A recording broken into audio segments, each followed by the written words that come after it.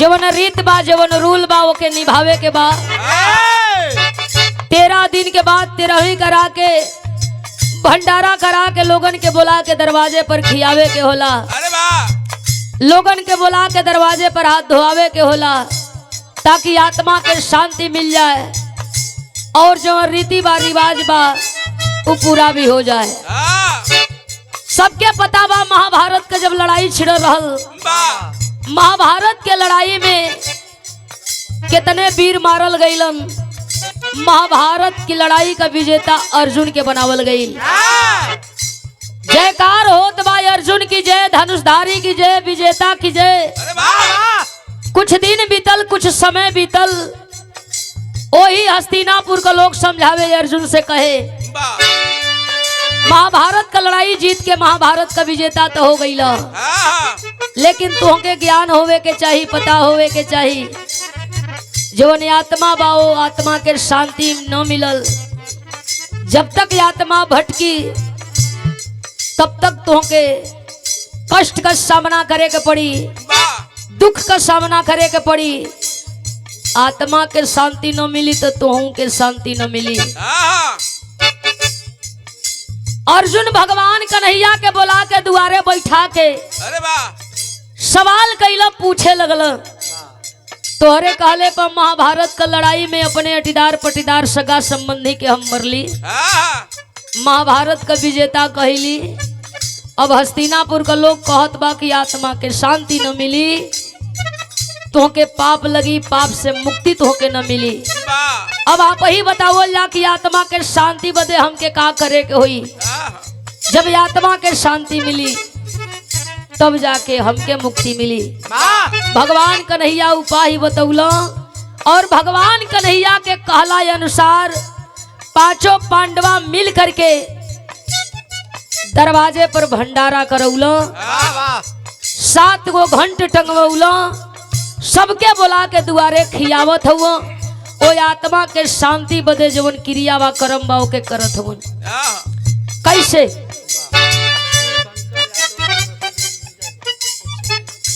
और सम्मानित शिव शंकर यादव जी, श्रद्धेय गायन महोदय के आप जीजा जी के ओर से ये पावन 50 रुपया दे के सम्मान किया गया। बहुत बहुत वो लगी बा।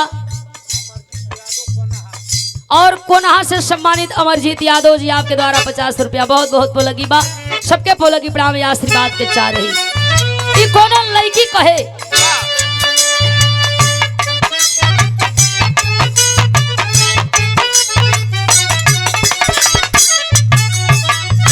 और सोना तब परी होई जाई गवनवा का कोई सखी माने न मनवा।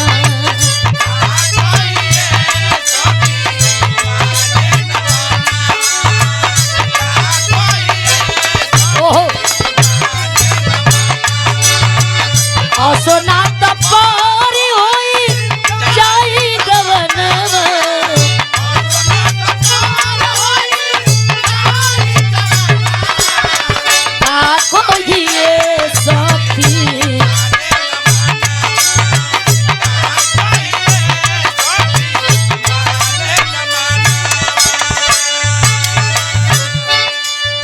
पांडवा मिल के आत्मा के शांति बदे उपाय रचलन, भंडारा करौलन, दुआरे सबके बुला के भोजन करावत हुआ।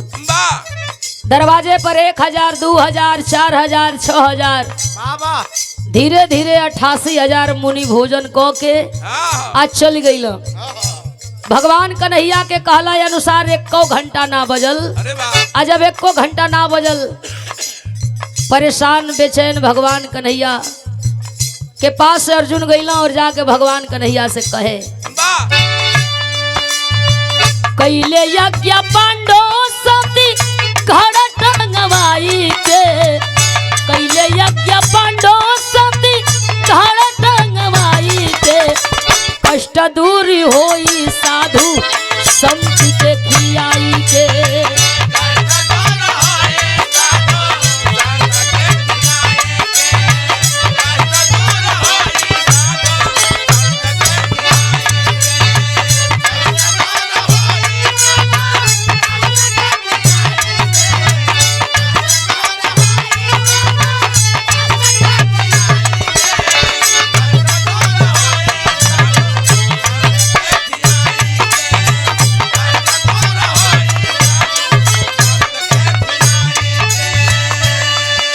सादर पुरस्कार 88,000 मुनि कैले भोजन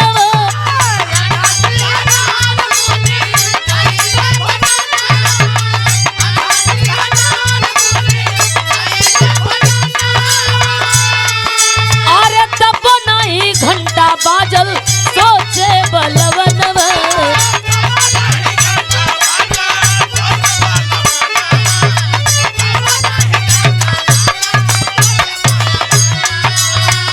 पूछले करिश्मा वही ताना के बोलाई के कष्ट दूरी होई साधु संत के खियाई के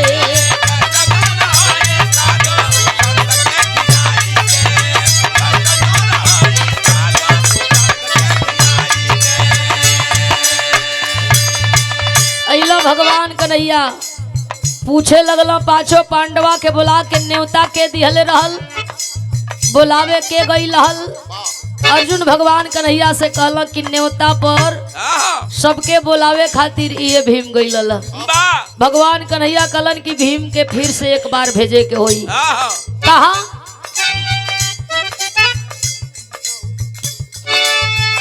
कहे कन्हैया कहे न सुपन के बोलवला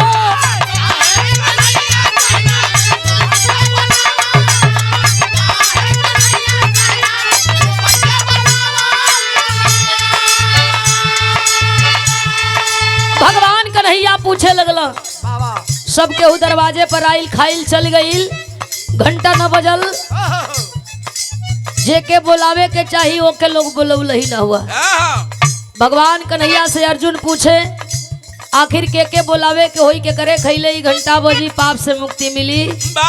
भगवान कन्हैया कहला कि सब आइल खाइल गईल सुपन भगत के काहे ना बुलावल गईल। अर्जुन कहला अब तई भीमे बताई। हाँ भगवान कन्हैया भीम से पूछे लगल कहे भगवान का कहले कन्हैया भक्ति सुपन के बुलावा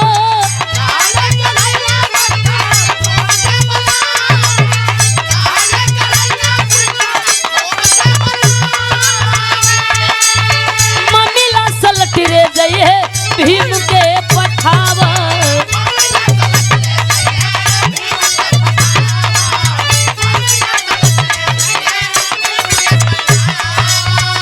कहे कि भीम चल कमंडल उठाई के कष्ट दूरी हुई है साधु संत के खिलाई के।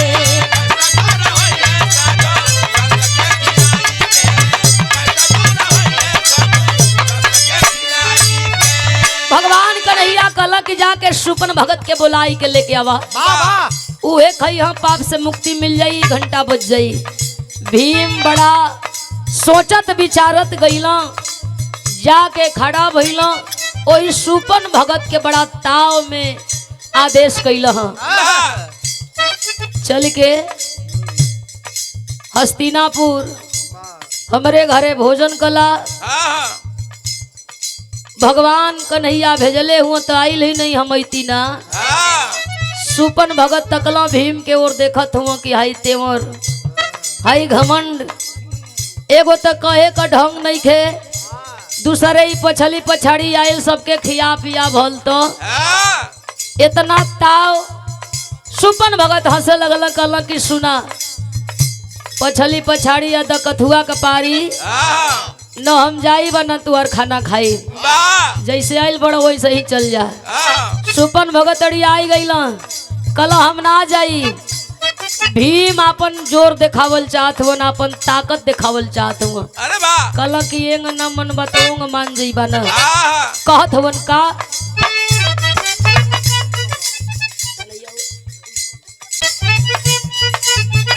कहे कि सुपन सबके खिया के तू अइलो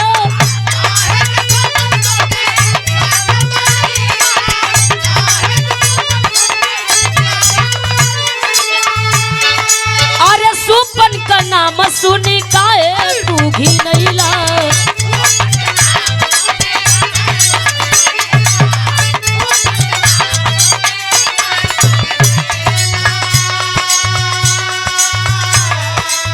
हम नहीं जाइब बड़ा गलती कैला आई के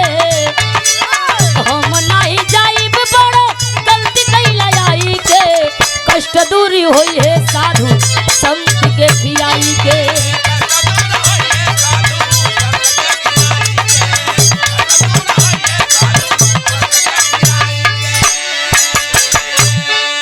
जिद करे लगल सुपन भगत के चला चला। सुपन भगत कहला कि न हिलब न डोलब। इतने जिद बा बलशाली हुआ सुने में आवेला 10,000 हाथी के बल हो। कहू खुटिया पर जब हमर मलबा टांगल बा मलबा उतार के हमें दे देबा शर्त मंजूर हो जाई चलब चल के तोरे घरे हम खाना खा ले। गैला भीम जाके सुपन भगत कहू माला जवन खूंटी पर उतारत हुआ आ जब माला खूंटी पर सुन्न उतरल हो भीम के एहसास हो गई ज्ञान हो गई। झूठो का हम छाती फुलावो तनी झूठो का घमंड कैले बनी। एगो है माला खूंटी से न उतार पौली इहो कोनो कमजोर मनई ना लगत हो। गैला पर गदा बगल में रख करके सुपन भगत का पैर पकड़ना कला प्रभु अब और हमार परीक्षा मत ला चल के हमारे घरे भोजन कैला तोरे भोजन कैले हमान पाप से मुक्त हो जाई 7 घंटा बच जाई।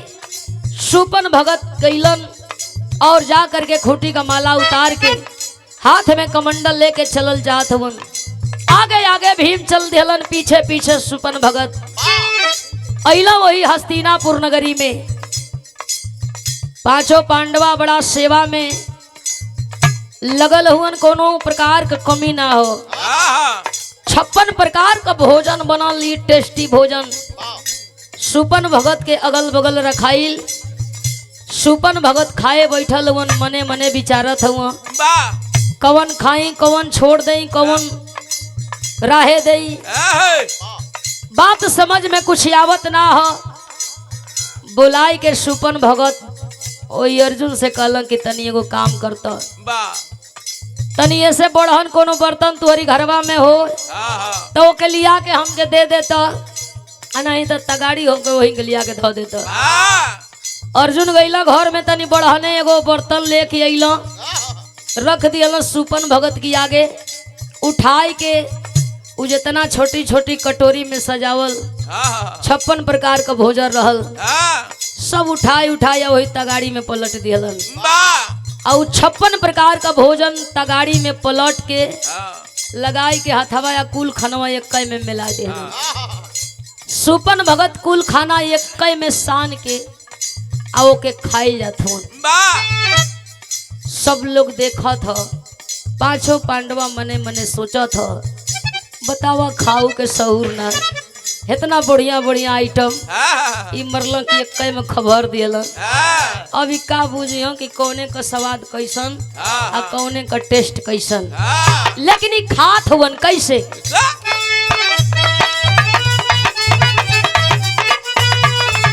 और सम्मानित मन्नू यादव की ओर से पावन पुरस्कार रहा कोटि कोटि प्रणाम। 56 प्रकार के बनली भोजन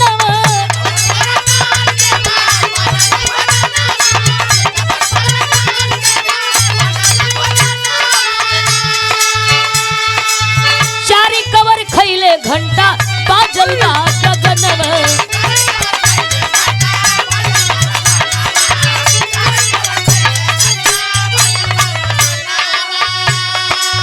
56 भोजन सुपन खैले मिलाई के 56 भोजन सुपन खैले मिलाई के कष्ट दूरी होइए साधु संत के खियाई के।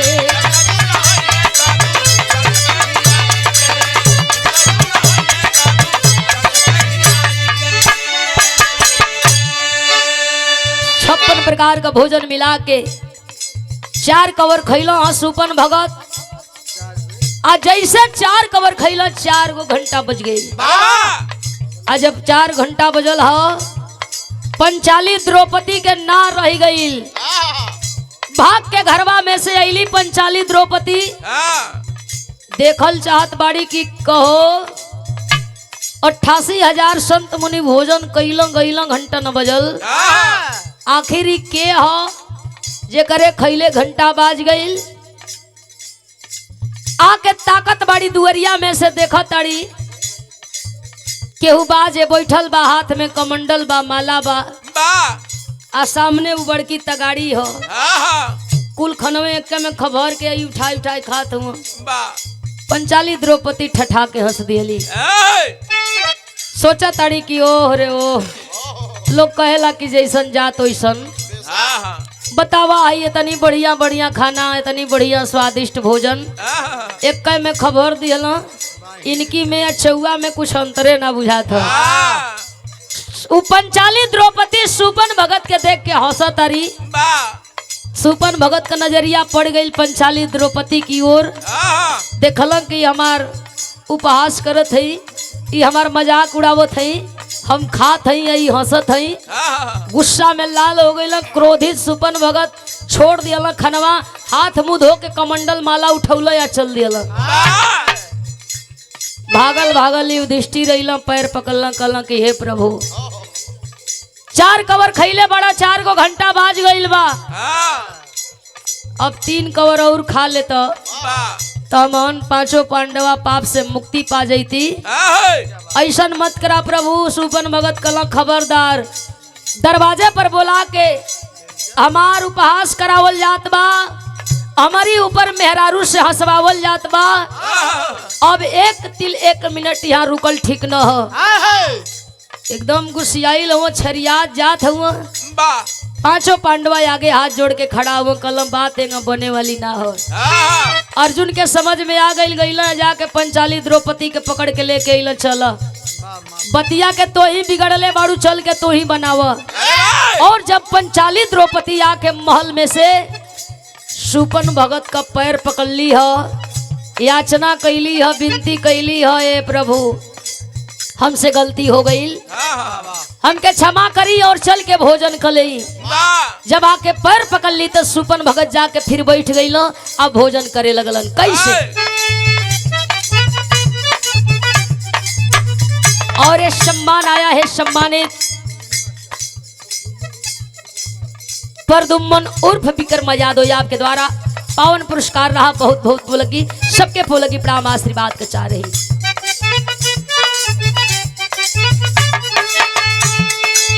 युधिष्ठिर मनावे खाती अइले भागल भागल,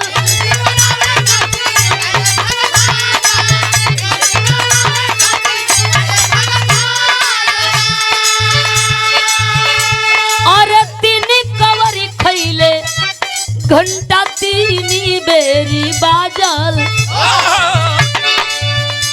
यज्ञ पूरा भइले ओही सुपन के खियाई के, यज्ञ पूरा भइले वही सुपन के खियाई के, कष्ट दूर होई है साधु संत के खियाई के।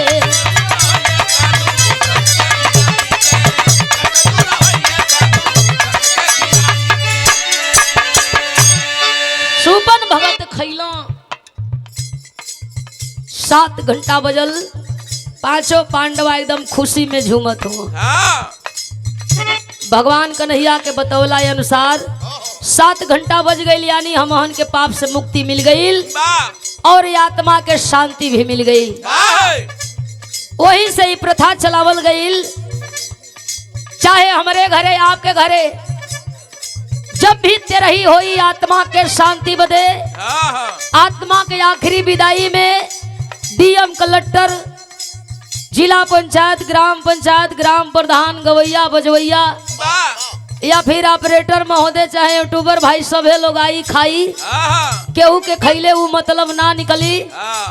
जबले सुपन भगत लोग न खाई आ नहीं लोग घंटा बजाई। जब ये लोग खा ली हन, कह दी हन जे कि काशी में घंटा बजे, तब बुझा जे कि आत्मा के शांति भी मिल गई और भोज भी पूरा हो गई।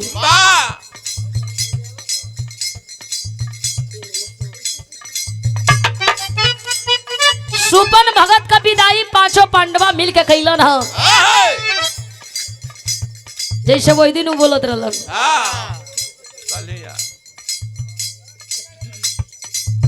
500 में 400 रुपया कम, काशी में घंटा बाजे टन टन टन।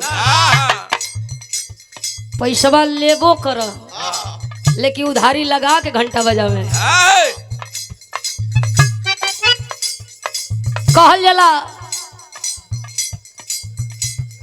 हम आप कुछ कल जाई ऐसा विदाई है कि हमना का मतलब ना निकली। यह विदाई में वही लोगों का सबसे बड़ा मतलब होला, सबसे बड़ा सम्मान होला। ई ध्यान में भी रखे के होला कि लोग नाराज तो ना हो, ई लोग गोसियाइल तो ना हो। बेरी बेरी पूछे के बोला भैया नाराज होकर मत जाइए भैया, ए भैया खुश बाड़ा ना भैया। लोग कहिए कि हाँ खुश बानी, कोनो कमी ना भई, तब बुझा जाई कि जे आत्मा के अब हमारे माई बाबू को शांति मिल गई। आखिरी भाव हो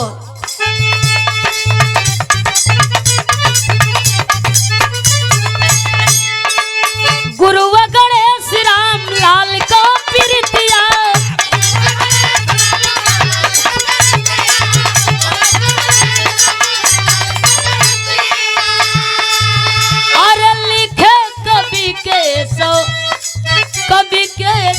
के गीतिया गावेली मीनाक्षी अरे नेहो सरद के लगाई के कष्ट दूर हुई है साधु संत के खियाई के, संत के खियाई के गावेली मीनाक्षी ने सरद के लगाई के, सरद से लगाई के कष्ट दूर हुई है साधु।